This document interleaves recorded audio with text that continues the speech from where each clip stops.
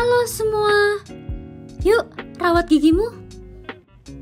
Gigi adalah bagian dalam tubuh manusia yang cukup kompleks.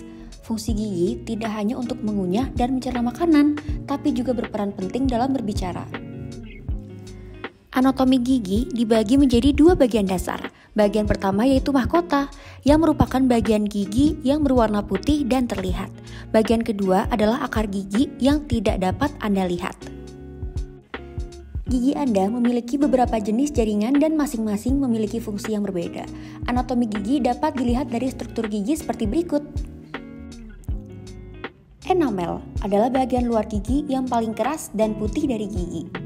Dentin adalah lapisan di bawah enamel. Ini adalah jaringan keras yang mengandung tabung kecil. Ketika enamel sebagai lapisan pelindung dentin rusak, suhu panas atau dingin dapat masuk ke gigi melalui jalur ini dan menyebabkan sensitivitas gigi atau timbulnya rasa sakit. Cementum adalah lapisan jaringan ikat berwarna kuning muda yang mengikat akar gigi dengan kuat ke gusi dan tulang rahang. Jika tidak dirawat dengan baik, gusi bisa menjadi sakit dan menyusut, membuat cementum tertumpuk plak dan bakteri yang dapat berbahaya. Pulpa adalah bagian anatomi yang lebih lembut, dapat ditemukan di pusat dan inti gigi serta berisi pembuluh darah, saraf, dan jaringan lunak lainnya. Periodontal ligamentum adalah jaringan yang membantu menahan gigi dengan kuat melawan rahang. Ligamentum periodontal ini membantu gigi untuk menahan kekuatan ketika menggigit dan mengunyah. Gusi adalah jaringan lunak berwarna merah muda, bertugas untuk melindungi tulang rahang dan akar gigi. Apa sih yang bisa menyebabkan gigi berlubang? Proses terjadinya karies dimulai dengan adanya plak di permukaan gigi. Plak terbentuk dari campuran antara bahan-bahan air ludah seperti musin, sisa-sisa sel jaringan mulut, leukosit, limfosit, dan sisa makanan serta bakteri. Plak ini merupakan tempat tumbuh bakteri. Karies gigi juga disebabkan oleh gula dari sisa makanan dan bakteri yang menempel pada waktu tertentu yang berubah menjadi asam laktat yang akan menurunkan pH mulut menjadi kritis, yang akan menyebabkan demineralisasi email yang berlanjut menjadi karies gigi. Secara perlahan, demineralisasi ini akan menyerang ke arah dentin, tetapi belum sampai terjadi pembentukan lubang atau kavitas. Kavitas ini akan timbul bila dentin terlibat dalam proses tersebut. Apa sih penyakit pulpa dan jaringan periapikal? Ini adalah salah satu jenis penyakit gigi yang banyak dialami masyarakat di Indonesia. Ini adalah penyakit pulpa dan periapikal. Penyakit pada jaringan pulpa dan periapikal ini memiliki tanda dan gejalanya yang bervariasi tergantung pada jenis penyakit dan status pasiennya, sehingga perlu untuk dilakukan perawatan yang tepat untuk penyakit tersebut. Bagaimana sih perjalanan penyakit pulpa dan jaringan periapikal? Nah, gigi berlubang berasal dari asam yang merusak lapisan terluar gigi. Asam ini timbul dari aktivitas gula dan bakteri. Ini timbul dikarenakan sisa makanan yang membentuk plak dan tidak dibersihkan. Gigi yang berlubang ini dibiarkan tanpa perawatan akan berkembang hingga mencapai bagian terdalam gigi yaitu pulpa. Hal ini akan menimbulkan rasa sakit yang luar biasa.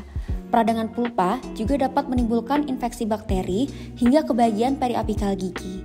Periapikal ini merupakan bagian ujung pada akar gigi dan infeksi ini dapat menyebabkan abses, granuloma, dan kista. Ini adalah cara sikat gigi yang baik dan benar.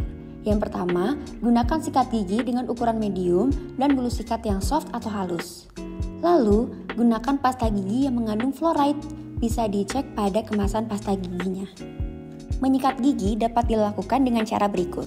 Untuk gigi atas, letakkan sikat gigi pada batas gusi dan gigi sehingga bulu sikat menghadap ke atas sekitar 45 derajat, lalu digerakkan secara perlahan dengan memutar dan dibuang satu arah ke bawah sehingga sisa-sisa makanan dapat keluar.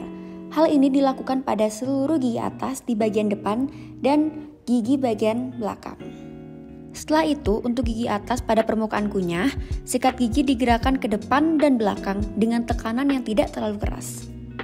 Untuk gigi bawah, gerakannya sama, namun bulu sikat menghadap ke bawah sekitar 45 derajat, lalu digerakkan secara perlahan dengan cara memutar dan digerakkan ke satu arah ke atas untuk membuang sisa-sisa makanan. Hal ini juga dilakukan pada seluruh gigi atas bagian depan dan belakang. Setelah itu, pada permukaan kunyah gigi bawah juga digosok dengan gerakan ke depan dan ke belakang dengan tekanan ringan pada seluruh gigi. Menyikat gigi dapat dilakukan sebanyak 2 kali sehari, yaitu pagi sekitar 30-60 menit setelah sarapan dan malam saat sebelum tidur. Hal apa sih yang dapat dilakukan untuk mencegah gigi berlubang? Pencegahan karies gigi ini dapat dilakukan dengan berbagai cara. Yang pertama, memelihara kebersihan gigi dan mulut dengan cara menghilangkan plak dan bakterinya. Yang kedua, memperkuat gigi dengan larutan fluor. Yang ketiga, mengurangi konsumsi makanan yang terlalu manis dan lengket. Yang keempat, menyikat gigi sesudah makan dan sebelum tidur malam. Yang kelima, menggunakan sikat gigi yang berbulu halus.